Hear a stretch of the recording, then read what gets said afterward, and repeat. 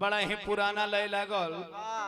भगवान राम जब वनवास गईनी नु तो घोर जंगल में गईनी, तब वनवासी लोग देखले कोल भील, कहल के आई हो दादा ए बबुआ ऐ सांवर गोर कहाँ घर बाई बिना पनही के पाँव बा।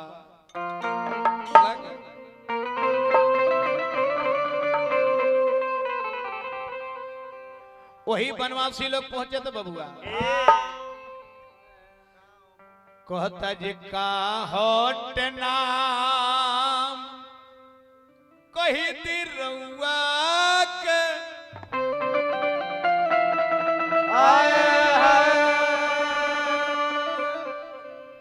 आह पौआ बिन खड़ुआ की पाता हो पता दी अपना गौआ के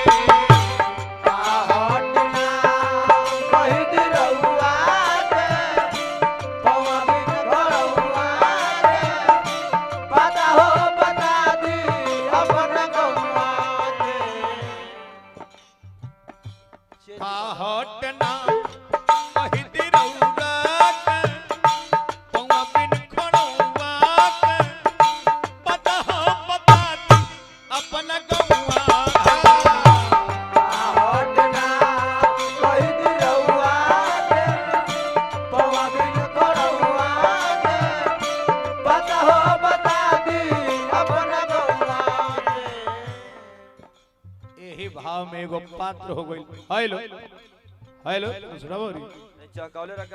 यही एगो पात्र बा में सामान रखे के बा हमनी के जानता नहीं रिकॉर्डिंग जेकरा लूर बा से पीतर के पात्र बा तस्मैयो बना के ध दी। मुखिया जी जेकरा लूर नहीं खे से गोबरो भर दी। दिमाग के निर्भर करी। अब रुआ के हाथ में माचिस मिल गई बा उससे दोनों काम हो सकेला। कवन कवन कोनो अतिथि के चाह बना के पिया सकिले न के करो घरों में आगो लगा सकिले। दोनों के फायदा बुझा दे करके देख ले। भक्त गणेश भगवान से पहले ए हो गणपति जी गोहरील आई ए बाबा आई आ गई नाती।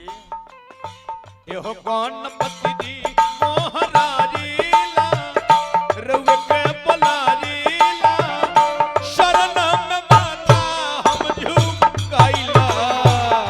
गणपति जी गोहराइला शरण मनाइला सबसे पहिले रउआ के बोलाइला। गणपति जी गोहरीला रउए के बलारीला शरण में माथा हो झुकाइला। गणपति जी गोहराइला शरण मनाइला सबसे पहिले रउआ के बोलाइला। राम बिना के साथी रे बने राम बिना के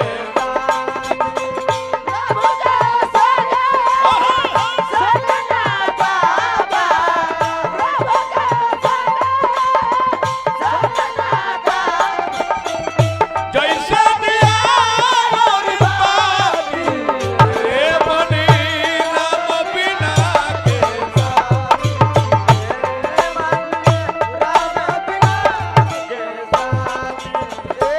और बा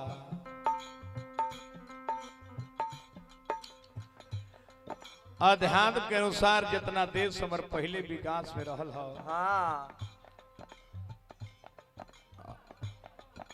हमर देश सब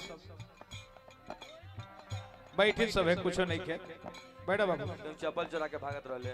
चप्पल चोर अध्यात्म के अनुसार जितना हमार देश पहले विकास में रहल हो आज विकास में नहीं खे विनाश की ओर चल दिलो। ये महुआ चैनल ना ही तो गणेश जी के मुड़ी काट के जोड़ल हमारा देश के प्रथम सर्जरी हो।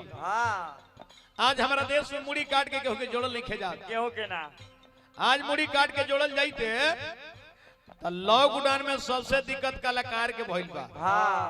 खइला खइला बिना कलाकार मुआता लोग। तब का लोग कहते कि मुड़िया काट दो हाँ अब बकरी के जोड़ी दो हाँ आ जाके मने आल पर घास चरी आई हाँ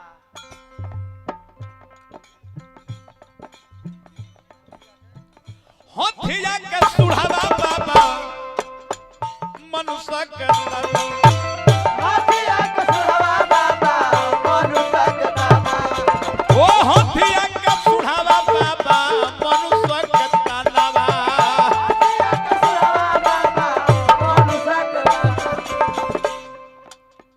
सब देवतन के पहले होखेला पूजन सब देवतन के पहले होखेला बुझाना हो सब देवतन के पहले होखेला पूजनवा देवतन के पहले होखेला बुझाना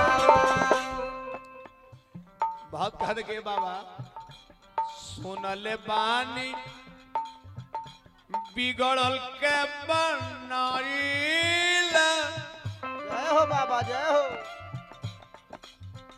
मंगल के मनाइल पहले पहले रौरा के बोलै मंगल के बनाई पहले पहले रउआ के बोलाई के मनाइल मंगल के मनाइल पहले पहले रौरा के बोलाइल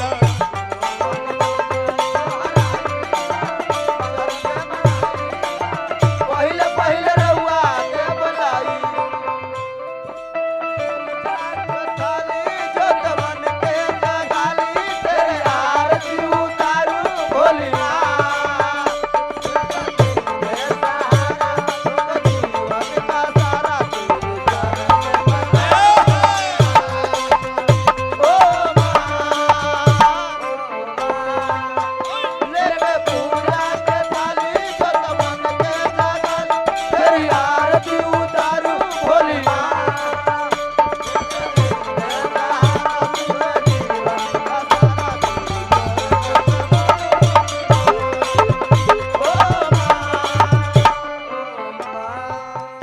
अंतिम पद में भक्त हरे बाबा निकल गए बेंजो माने हमरा मंडली के है झारखंड के प्रधान रामदेव बाबा हैं बाबू के रेखा वस्त्रालय छतरपुर माई बाबू दोनों के याद 100 रुपया पुरस्कार गणेश भगवान से मंगलमय के प्रार्थना करते